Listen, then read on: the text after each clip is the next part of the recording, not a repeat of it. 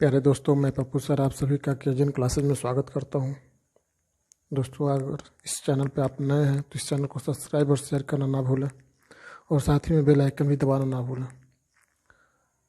दोस्तों, आज हम लोग क्लास 12th का चैप्टर 5.1 सतता पढ़ेंगे, जो पार्ट 2 के अंतर्गत पढ़ेंगे।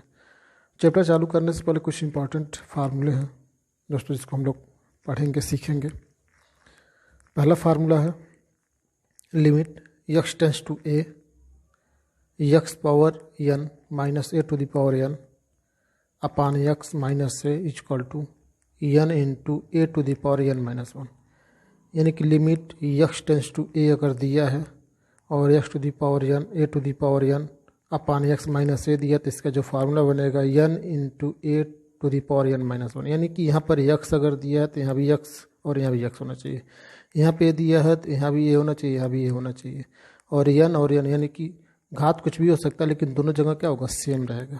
तो इसका जो फार्मूला बनेगा n into a to the power n minus 1।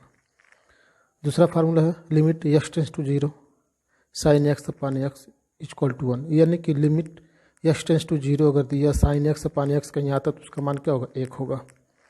तीसरा limit x tends to 0 tan x upon x equal to 1। यानी कि लिमिट x टेंस टू 0 और tan x अपान x अगर दिया है तो इसका मान क्या होगा, 1 होगा। कहीं ये इस तरह से दिया तो उसका मान हम 1 रख सकते हैं। चौथा है limit x tends to 0 e to the power x minus 1 upon x equal to 1। यानी कि इस तरह से भी कहीं अगर दिया है तो उसका मान हम क्या रखेंगे, 1 रख सकते हैं।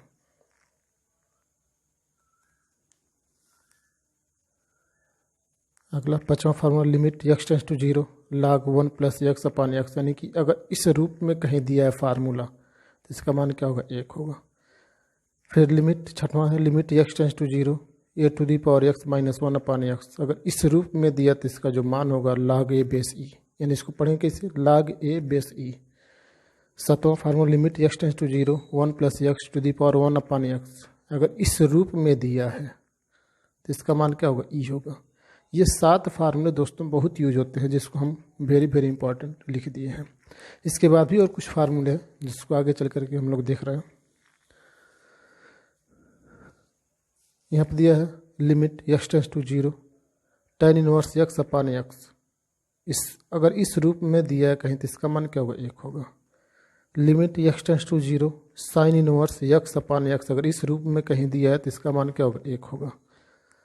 Limit x tends to infinite. अगर इनफाइनाइट कर दिया और 1 plus 1 upon x to the power x दिया, अगर इस रूप में दिया है कहीं तो इसका मान क्या होगा, e होगा।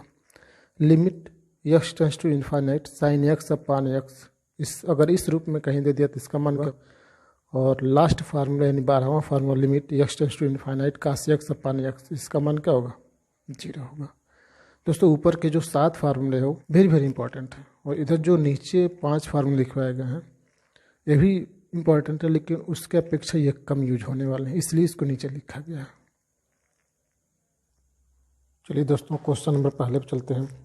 देरा सिद्ध कीजिए कि फलन f(x) equal to 5x minus 3 x equal to 0 x equal to minus 3 तथा x इक्वल टू 5 पर सतत है। यानी ये हमको सिद्ध करने का फलन ये दिया गया, 1 2 3 मान दिया गया, तीनों पे सतत है कि नहीं सतत है। तो ये लिखा गया दिया है f(x) equal to 5x minus 3 फलन ऑफ x। f(x) भी पढ़ते हैं, फलन ऑफ x भी पढ़ते हैं। तो f(x) equal to 5x minus 3। यहाँ देखिए 3 मान दिया गया, x equal to 0 x equal to 3 नहीं माइनस 3 है, और x इक्वल टू 5। 3 मान है, यानी कि एक ही फलन है। यहाँ पे LHS RHS लेकर नहीं चलेंगे। जहाँ 2 मान आते हैं, 3 मान आते हैं, वहाँ पर LHS RHS लेकर के चलते हैं। यहाँ पर एक ही मान होने की वजह से बारी बारी से निकालेंगे सतत है कि नहीं सतत है। तो चलते हैं पहले पे। LHS RHS दोस्तों आएगा, लेकिन 5वें क्वेश्चन से आपको LHS RHS लेकर के चलना है।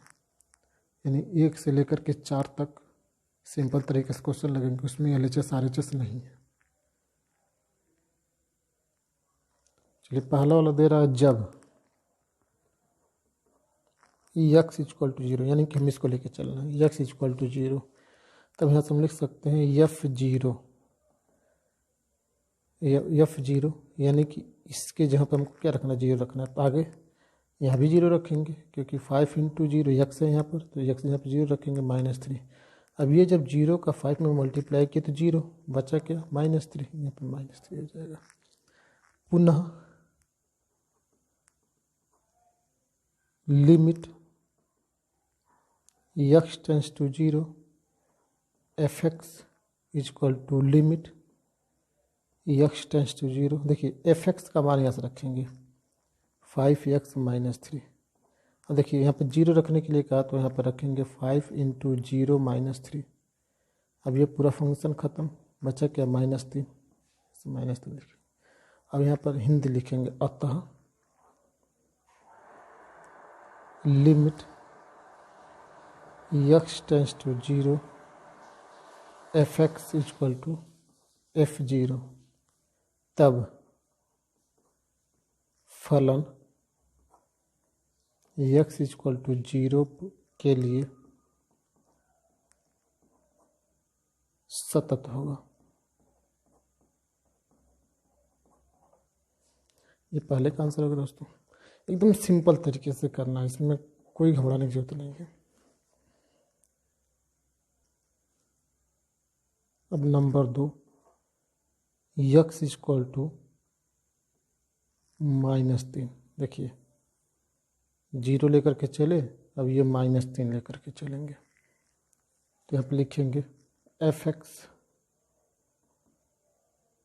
Equal to 5x - 3, x equal to -3। अब रखते हैं यहाँ पे, तो हो जाएगा f -3 इक्वल टू 5 × -3 -3, 5 3 15, -15 हो गया, अब 3 -18।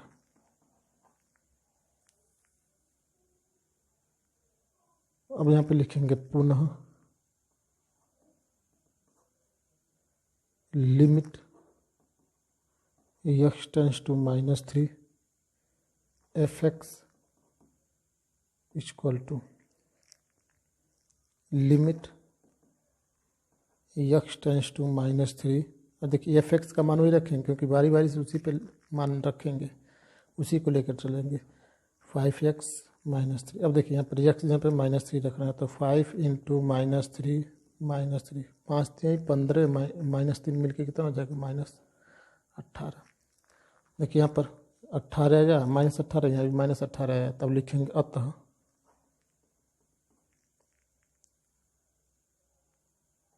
f -3 equal to limit x tends to -3 fx। इसको पलट के लिख सकते हैं, यानी ये पहले हो सकता है, ये बाद में हो सकता है, बात वही है।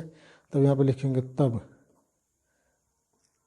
फलन x इक्वल टू -3 पर सतत होगा। ये दूसरे का आंसर होगा दोस्तों। तीसरा क्वेश्चन दोस्तों, तीसरा दे रहा वही है, fx इक्वल टू 5x - 3 जब x इक्वल टू 5। तो देखिए x का मान 5 रखेंगे, तो यहाँ पर हो जाएगा 5 इक्वल टू, देखिए 5 × 5 - 3, यानी x के जहाँ पे क्या रखेंगे 5, 5 में से 25, 25 में से 3 घटा देंगे, क्या आएगा 22, यानी 22। पुनः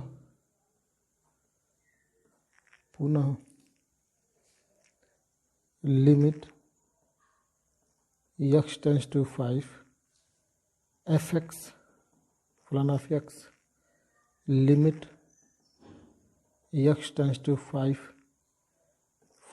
- 3, यानी fx का मान 5x - 3 है। अब यहाँ देखिए x यहाँ पे क्या रखेंगे 5, 5 × 5 -3, 5 में से 25, 25 में से 3 घटा देंगे, क्या आएगा 22। देखिए ऊपर भी 22 है, यहाँ भी 22 है, तो यहाँ पे लिख सकते हैं अतः limit x tends to 5 fx फलन of x equal to f5, तब फलन x = 5 के लिए सतत होगा। ये आंसर है दोस्तों। तो आज के लिए दोस्तों बस इतना ही। अगले क्वेश्चन के साथ अगले वीडियो में हमारी जो और आपकी मुलाकात होगी। तब तक के लिए ओके बाय।